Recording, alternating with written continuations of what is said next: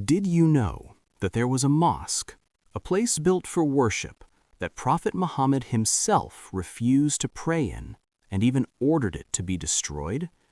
This is not just a story. This is a warning. In Medina, after the migration of the Prophet, a group of sincere believers built a mosque founded on faith, sincerity, and unity. That mosque was Quba Mosque, Masjid Quba. The Prophet visited it.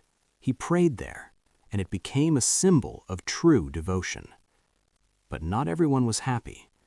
Among the people were those who pretended to believe, but in their hearts was envy and hypocrisy. They looked at Quba Mosque, and they didn't see faith. They saw influence. So they said, let's build our own mosque, but not for Allah. They built a new mosque right next to Quba. On the outside, it looked the same. People praying, walls standing, a place of worship. But inside, it was something else entirely. A plan was forming. They went to the Prophet.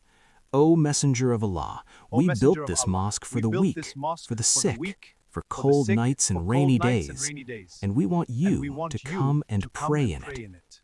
If the Prophet prayed there, their mosque would become legitimate, recognized, accepted, powerful. The Prophet replied, "I am about to travel, but when I return, I will come, if Allah wills." And he left for the expedition of Tabuk. They waited, confident. But when the Prophet returned, revelation came down from Qur'an, exposing everything. And those who took a mosque for harm and disbelief and division among the believers, and as a base for those who fought Allah and His Messenger. This mosque was never built for prayer.